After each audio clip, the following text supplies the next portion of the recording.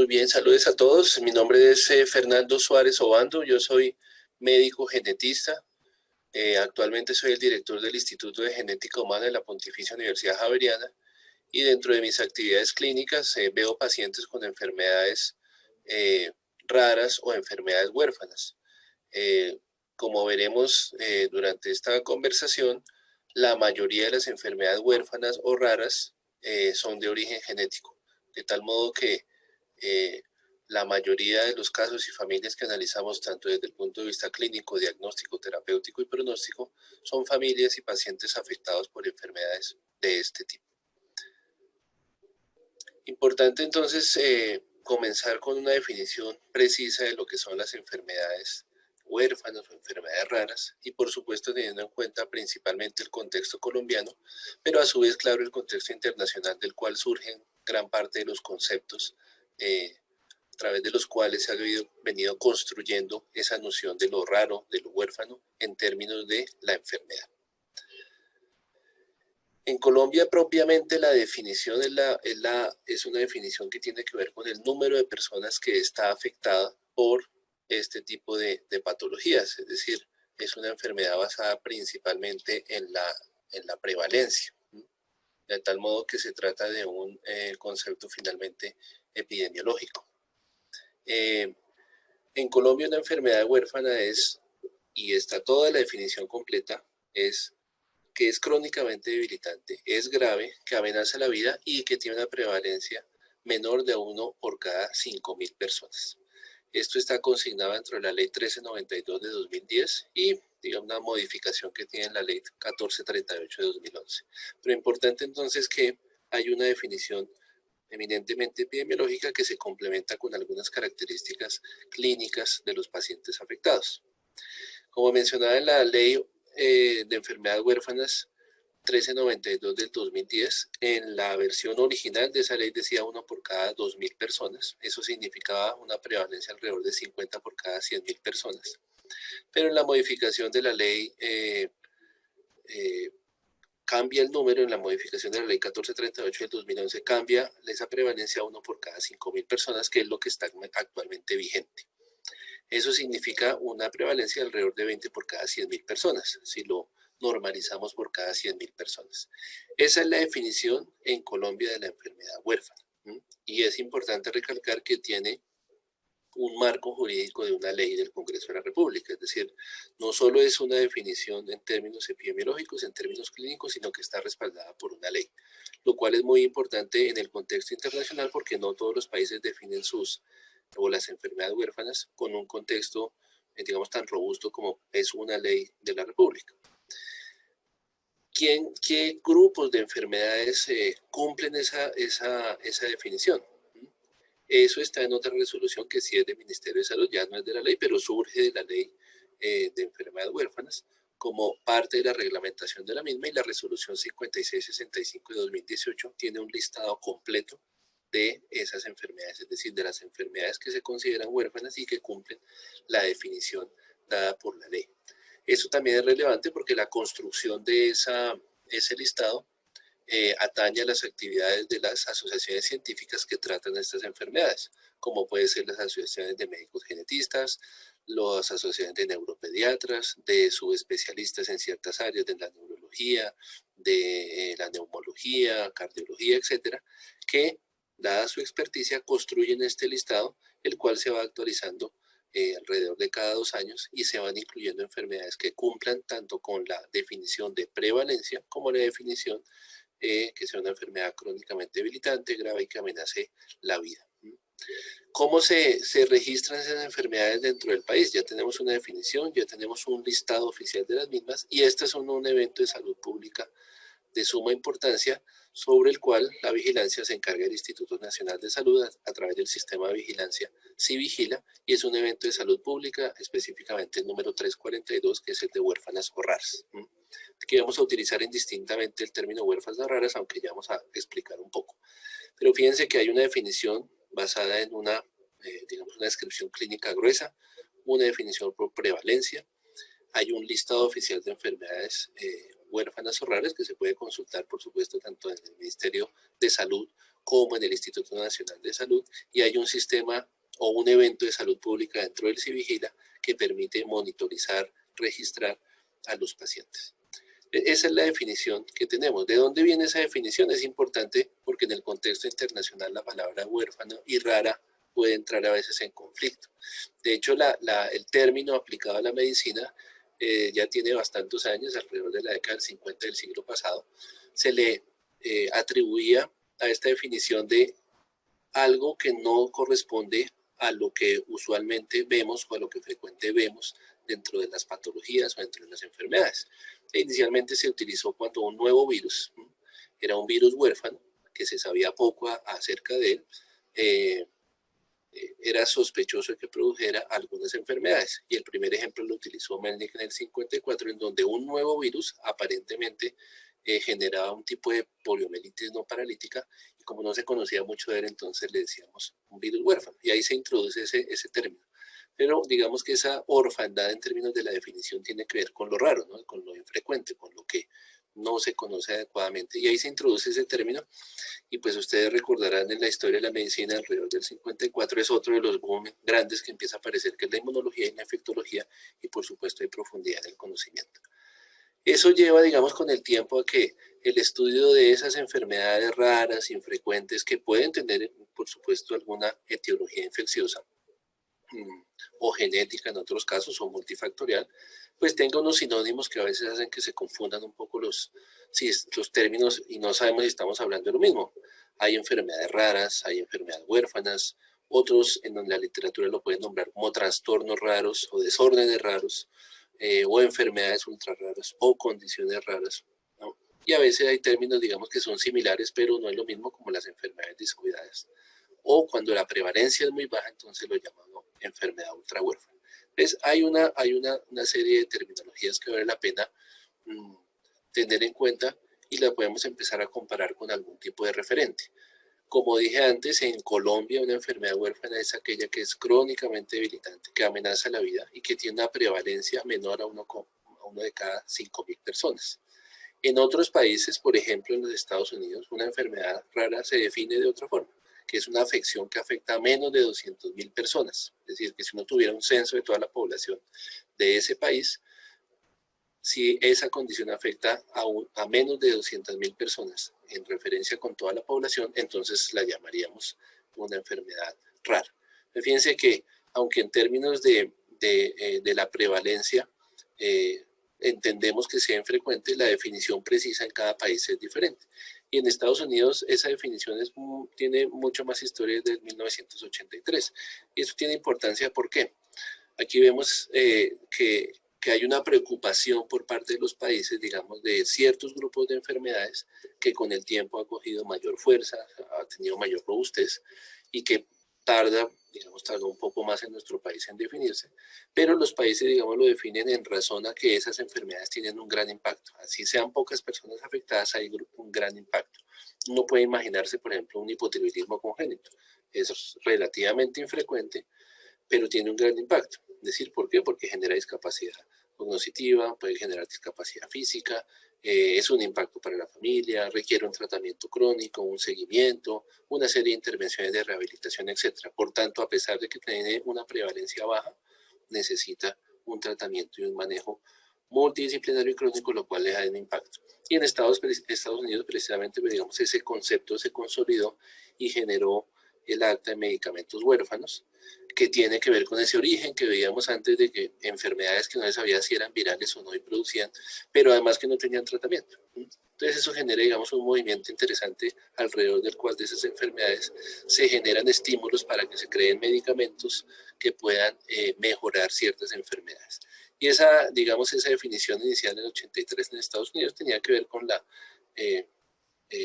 lo que conocemos en español como ELA, o esclerosis lateral amiotrófica, o su epónimo en su momento como la enfermedad de Lou Gehrig. Este tipo, digamos, de conceptos tienden a soportar la necesidad de desarrollar medicamentos específicos para esas condiciones. Pero significa además que hay que estudiar esas condiciones.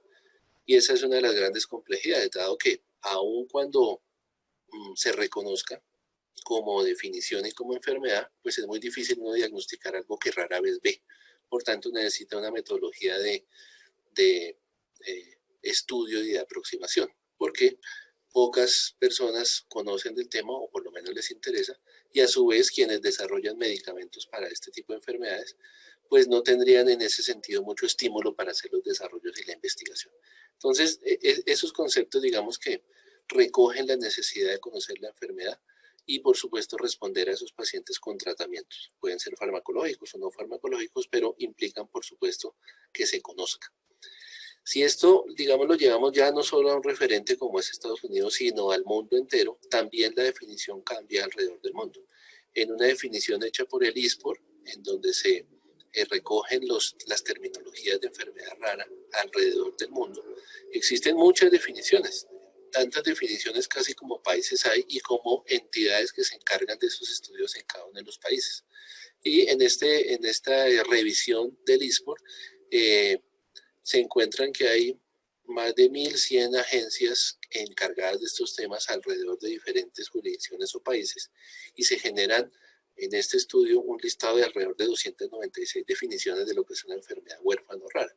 Entonces, eso nos está diciendo algo muy interesante, es que no es fácil tampoco definir lo que es raro, aun cuando uno tenga una prevalencia de la enfermedad, que repito, en nuestro país es de 1 en 5.000, la definición va más allá, ¿verdad?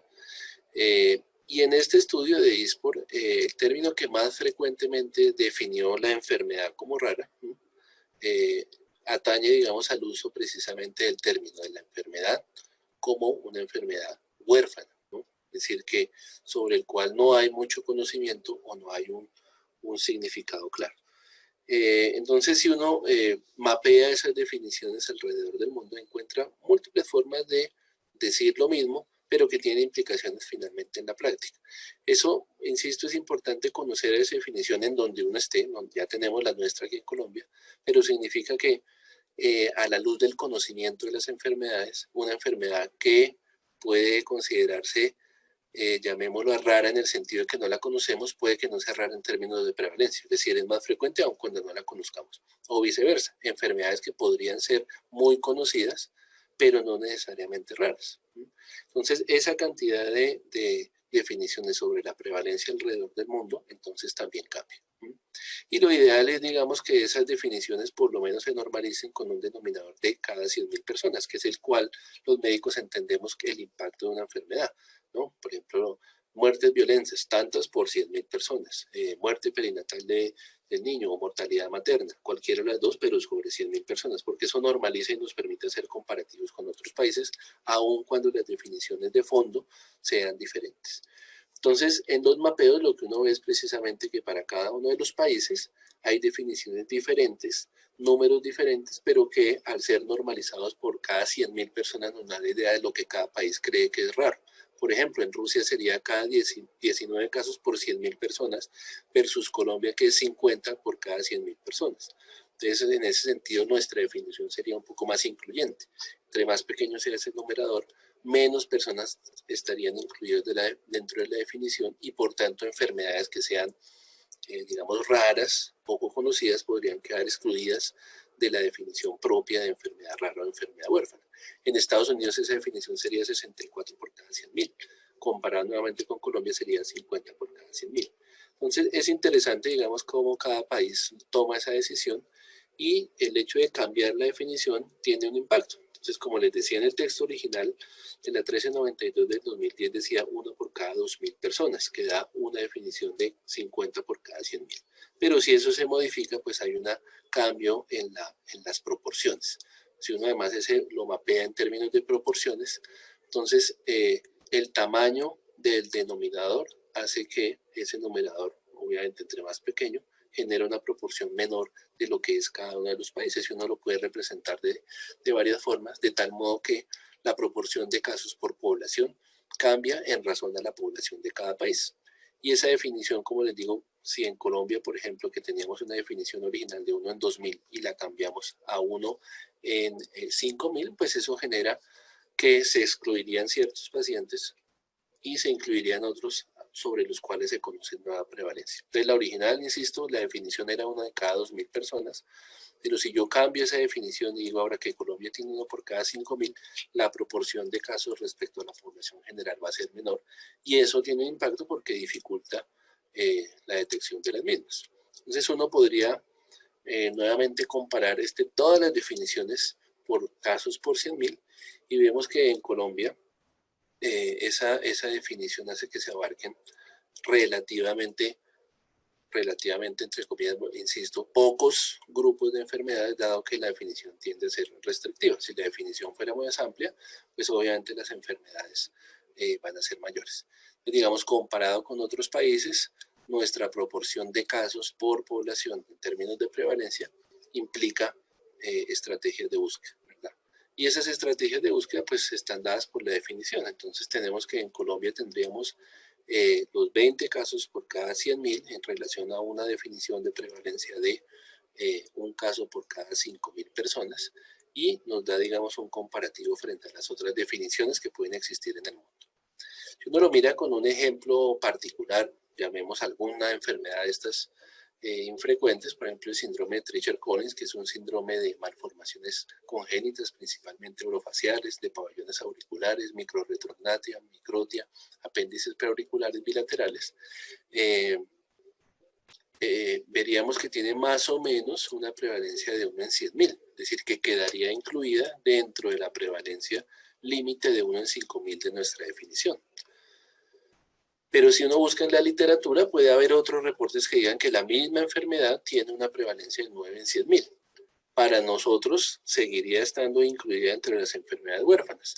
Pero si tenemos otra definición, como puede ser la de Corea, que es de alrededor de 4 casos por cada 100.000, una revisión de la literatura de la prevalencia del Treacher-Collins haría que en esa definición de Corea la enfermedad ya no fuera huérfana o rara. Pero en Colombia sí seguiría siendo. Cuando se implementa digamos, las definiciones de prevalencia estimadas de las enfermedades y hay un cambio en las definiciones, pues puede uno incluir enfermedades que, como dije antes, son muy conocidas, como la acondroplasia. Es una enfermedad que uno reconoce relativamente fácil, pero tiene una baja frecuencia. Y dependiendo de las revisiones, eso puede estar entre 3.6 por 100.000 a 6.000 por cada 100.000 personas. Entonces cabe dentro de nuestra definición, ¿verdad? Enfermedades con la esclerosis lateral amiotrófica o la enfermedad de Huntington, que tienen entre 6 y 3 casos por 100.000 de prevalencia, siguen incluidas dentro de nuestra definición. Pero enfermedades como las polineuropatías sensitivo-motoras tipo Charcot-Marie-Tooth cambian su prevalencia en razón de la edad. Fíjense lo interesante, yo tengo un punto de corte de 20 por 100.000, pero tengo una definición en menores de edad de 15 por 100.000, es una enfermedad huérfana. Pero la prevalencia de la misma enfermedad en mayores de 45 años es de 25 por 100.000, y entonces ahí ya no sería una enfermedad huérfana. Entonces, eso nos da un contexto interesante de que la definición y los estudios de prevalencia son relevantes para poder incluir o excluir a una persona dentro de el grupo de enfermedades. Y hay ejemplos de enfermedades que serían limítrofes. ¿Qué pasa con una enfermedad que tiene una prevalencia de 20 en 100.000, como la distrofia miotónica de Steiner? Eso significaría que está o no está o está en el límite. Pues ya es una decisión usualmente entre los ministerios de salud y las asociaciones científicas establecer si ese tipo de enfermedades que están en todo el límite de la prevalencia entran o no. Pero como les decía antes, en el caso del hipotiroidismo es una enfermedad de alto impacto cuya prevalencia no alcanzaría a estar en la definición de huérfana, porque según la revisión que uno vea, el hipotiroidismo estaría entre 25 por cada 100.000 a 33 por cada 100.000. Entonces, aunque es infrecuente, tiene mucho impacto, pero no es una enfermedad rara o huérfana. Entonces, esos son varios ejemplos que nos llevan a pensar en lo interesante de conocer la definición y cuáles enfermedades podrían estar allí incluidas. Algunas también definen estas enfermedades más allá de la propia prevalencia, lo cual es importante, es que sea una solución que afecta a un pequeño número de personas en comparación con otras. Y eso es una definición un poco más amplia, es decir, por ejemplo, uno podría decir el síndrome de Down es una enfermedad rara, por prevalencia no lo sería, pero es una enfermedad que afecta a un relativo número pequeño de personas comparado con otra enfermedad, como puede ser la enfermedad cardiovascular. o incluso algunos tipos de cáncer. En general los cánceres uno podría decir no son muy frecuentes, pero comparado con la diabetes, comparado con la enfermedad cardiovascular, hace que la definición más allá de la prevalencia sea importante. ¿Y por qué es importante, digamos, redondear los grupos poblacionales? Porque los test que se utilizan para hacer los diagnósticos tienen también importancia de acuerdo a las edades y al impacto que tengan. Estas enfermedades, como pueden afectar cualquier tipo de sistema, necesitan estudios que usualmente son especializados, que determinen si una alteración, especialmente de orden genético, puede tener una afectación pleiotrópica, es decir, que afecte varios sistemas. ¿Qué tan confiables son esos exámenes a largo plazo? Son muy confiables, pero el punto es llegar al estudio adecuado. Por ejemplo, enfermedades raras como la enfermedad de Fabry, que es una enfermedad de depósito lisosomal en donde principalmente se altera la función renal en hombres, también puede verse afectada la función cardíaca o dar eventos cerebrovasculares isquémicos en las mujeres. Entonces son tres escenarios clínicos muy diferentes: la enfermedad renal terminal, la enfermedad cardíaca o el evento isquémico en una mujer. ¿A qué tipo de examen se hace en esos casos? Pues pueden hacerse exámenes bioquímicos propiamente o exámenes moleculares de DNA. Entonces los test están disponibles de hecho y de hecho están cubiertos por el Plan Básico de Salud, pero la decisión de tomar cuál y en qué momento es lo que hace difícil que se pueda alcanzar un diagnóstico. Esa definición entonces, más allá de la prevalencia, teniendo en cuenta ciertas características clínicas y la complejidad de estas enfermedades, pues, insisto, digamos, hace que en los diferentes países cambie esa metodología de medición, pero sobre todo hace que se piense en una forma de tratamiento particular que corresponda a la confirmación diagnóstica. Entonces, en nuestro listado oficial de enfermedades huérfanas también está acompañado de la información necesaria para saber cuál es la prueba estándar con que se hace el diagnóstico, lo cual es muy importante.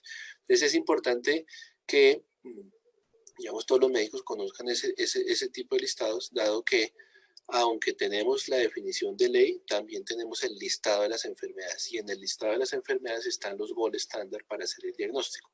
Y eso ayuda muchísimo porque, dada la complejidad del momento diagnóstico en términos bioquímicos o moleculares, uno necesita ese referente. Importante decir que en ese listado hay otras formas de hacer los diagnósticos y hay, por supuesto, un gran conjunto de enfermedades huérfanas cuyo diagnóstico es solamente clínico, porque no hay prueba molecular o no hay prueba bioquímica, y eso también está allí especificado en ese listado, en el listado oficial que tenemos. Eso impacta también en los tratamientos. Muchas de estas enfermedades no tienen un tratamiento farmacológico específico, sino que tienen un manejo o intervenciones de rehabilitación que no son farmacológicos, pero algunos sí tienen un tratamiento farmacológico específico. De tal modo que si esta enfermedad huérfana se origina en una deficiencia enzimática, pues habrá que darle la enzima correspondiente y ese es un tratamiento particular de esa enfermedad y no de otra. Lo cual hace, digamos, interesante que ese diagnóstico, que sea molecular o bioquímico, tiene una correlación con un tratamiento específico o particular. Obligando, por supuesto, a tener una confirmación diagnóstica siempre muy clara. Puede pasar que haya enfermedades tan raras que ni con las pruebas moleculares, incluso con los gold estándar establecidos para enfermedades similares, se alcance el diagnóstico y que sean muy poco, digamos, reportadas incluso en la literatura. Y esas ya se llaman enfermedades ultrahuérfanas, en donde ya las prevalencias son mucho menores de lo que nuestra definición tiene, 1 en 5.000, sino que pueden ser del orden de 1 en 50.000 o incluso menos de 20 pacientes por millón. Eso ya es un extremo, obviamente, son muy raros esos casos y desafortunadamente no solo son raras en términos de la prevalencia, sino realmente huérfanas en términos de tratamiento. Sin embargo, son enfermedades obviamente importantes por el impacto que tienen los pacientes y que, a pesar de que sean tan raras, también tienen tratamientos. Pero se necesita una aproximación particular para poder llegar a sus diagnósticos. Entonces, repito que en Colombia definimos esta enfermedad de acuerdo a una prevalencia que sea debilitantemente grave, que amenace la vida, que tenga una prevalencia menor de 1 en 5.000 personas, que eso está reflejado en la ley 1392 de 2010, que el listado que tenemos de las enfermedades está en la resolución 5665 de 2018, que en ese listado están las enfermedades que oficialmente en Colombia se consideran huérfanas o raras, que al lado de esa información está el gol estándar para hacer el diagnóstico, es decir, la prueba diagnóstica, y que eso corresponde a un evento de salud pública de gran importancia para saber cuántos pacientes en Colombia están afectados, y se hace a través del sistema de vigilancia de salud pública que se vigila como el evento 342 de huérfanas raras. Entonces, estructuralmente existe la forma de poder atender a estos pacientes, pero también hay dificultades grandes, como entenderán. Subespecialistas que trabajan en estas áreas pues somos relativamente pocos, y eso obliga entonces al resto de la medicina a estar mucho más atentos a la detección de estos pacientes ante sintomatologías atípicas, ante agregación familiar de una enfermedad, ante las alteraciones de orden sistémico que no corresponden a los patrones usuales que uno encuentra en la enfermedad de alta prevalencia, ante la presencia de múltiples cánceres en una familia. Es decir, muchos patrones que llaman la atención, pero que no corresponden a lo que digamos, la prevalencia de las enfermedades más frecuentes podría definir. En Colombia, pues existen, digamos, las especialidades que atienden estos grupos y estas familias, sea genética, sea especialidades como neuropediatría, hematoncología, nefrología pediátrica, etcétera. Cada una de las especialidades realmente tiene un nicho relativamente pequeño, pero de gran impacto para hacer los diagnósticos. Y los tratamientos también existen, no porque sea raro, no tiene tratamiento, lo cual es, insisto, es supremamente importante, porque finalmente el impacto que la enfermedad tenga tanto en la persona como en su familia, como en la sociedad en general, va a depender de la detección temprana. Y la dificultad es obvia. Si yo no he visto esas enfermedades, ¿cómo quieren que yo las diagnostique? Pues no necesariamente se trata de que en una consulta, por ejemplo, se hagan los diagnósticos con nombres y apellidos completos, pero sí la sospecha de que existen enfermedades que son raras por prevalencia, no son la consulta usual, pero que existe la posibilidad de remitirlos a tiempo a los especialistas correspondientes. Termino diciendo, digamos, que esos momentos en los que se sospecha la enfermedad y se alcanza un diagnóstico, desafortunadamente en las enfermedades huérfanas y raras tenemos el asunto de la odisea diagnóstica, es decir, que los pacientes se les sospechaba esa enfermedad, pero pasaron años. ¿Y cuántos años? Se calcula que alrededor de 20 años en que una persona se le sospeche la enfermedad y se alcance el diagnóstico. Hemos mejorado en Colombia y se ha disminuido ese tiempo, pero finalmente aún nos falta mucho de sospecha y detección en el primer nivel de atención para que esos pacientes finalmente sean remitidos a los hospitales de mayor complejidad si es necesario, o que se soliciten los estudios correspondientes para hacer la confirmación.